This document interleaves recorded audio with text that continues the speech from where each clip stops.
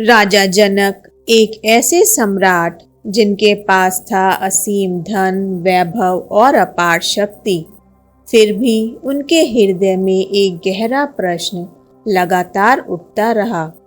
मैं कौन हूँ और जीवन का परम सत्य क्या है? इस प्रश्न का उत्तर देने आया एक बालक जिसका शरीर 8 स्थानों से टेढ़ा था। यही थे अष्टावक्र। बालक होते हुए भी उनके अद्वितीय ज्ञान ने राजा जनक को आत्मज्ञान का मार्ग दिखाया। आइए सुनते हैं अष्टावक्र और राजा जनक की यह अद्भुत कथा। वैदिक कथाएं चैनल में आपका स्वागत है। कृपया हमारे चैनल को सब्सक्राइब जरूर करें ताकि ऐसी ही दिव्य और पौराणिक कथाएं आप तक हमेशा पहुंचती रहें। बहुत समय पहले की बात है। एक महान ऋषि थे, कहोड़ ऋषि। वे वेदों शास्त्रों के गहन ज्ञाता और अत्यंत तेजस्वी मुनि थे।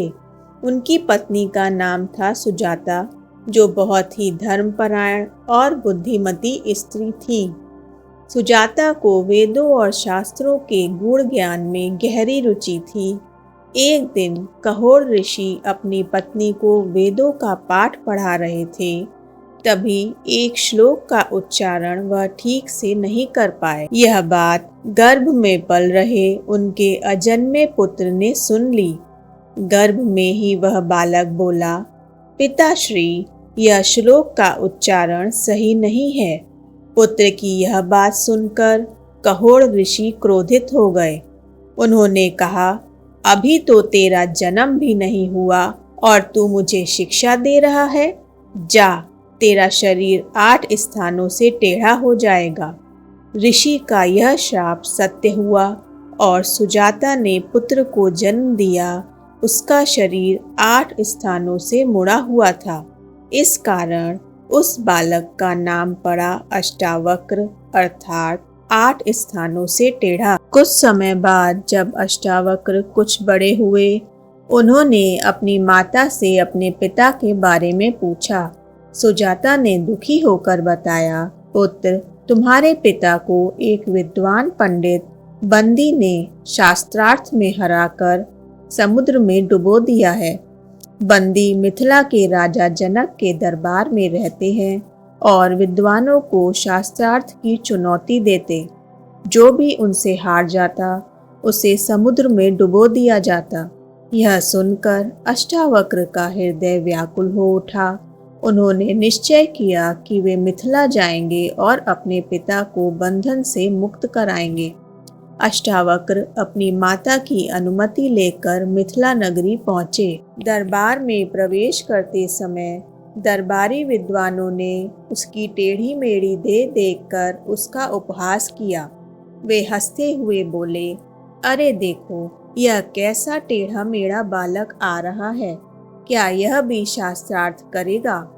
सभी अष्टावक्र पर हंस रहे थे और अष्टावक्र सब लोगों पर। राजा जनक ने पूछा, हे बालक, सभी लोगों की हंसी समझ आती है, लेकिन तुम क्यों हंस रहे हो? अष्टावक्र बोले, महाराज, आपकी सभा चमारों की सभा है, जो मेरी चमड़ी की विकृति पर हंस रहे हैं।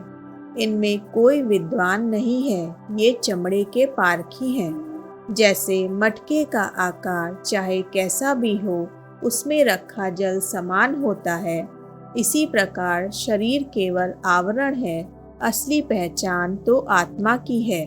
उनकी बात सुनकर महाराज जनक चकित रह गए और उन्हें शास्त्रार्थ का अवसर दिया। अष्टावक्र और बंदी के बीच गहन शास्त्रार्थ आरंभ हुआ।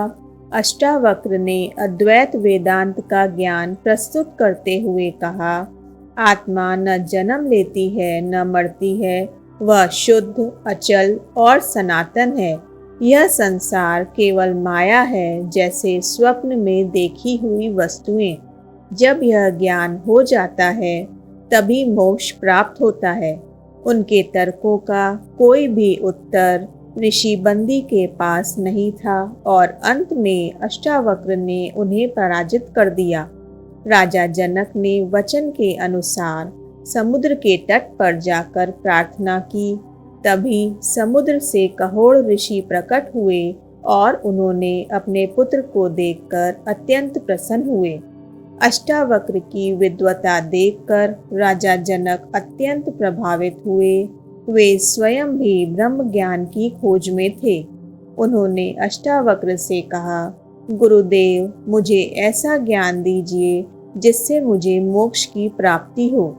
अष्टावक्र ने राजा की परीक्षा लेने का निश्चय किया। वे राजा को लेकर महल के बाहर निकले और अचानक महल में आग लगवा दी। अष्टावक्र ने पूछा, राजन, आपका महल जल रहा है, क्या आपको चिंता नहीं हो रही? महल धू धू कर जलने लगा और सेवक, मंत्री सब भयभीत हो गए। राजा जनक शांत स्वर में बोले, गुरुदेव, यह सब तो नश्वर है। मैं स्वयं भी शरीर से परे हूँ, फिर इस महल की चिंता क्यों करूं? अष्टावक्र मुस्कुराए और बोले, हे जनक, यही ब्रह्म ज्ञान है।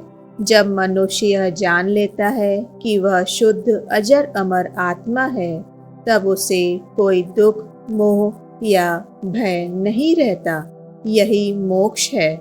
उस क्षण राजा जनक को आत्मज्ञान प्राप्त हुआ। उन्होंने अष्टावक्र को अपना गुरु मान लिया और उनसे अद्वैत वेदांत का गूढ़ ज्ञान सीखा। बाद में अष्टावक्र और राजा जनक के संवाद ही अष्टावक्र गीता के रूप में प्रसिद्ध हुए, जो आज भी आत्मज्ञान और अद्वैत वेदांत का अद्भुत ग्रंथ माना जाता है।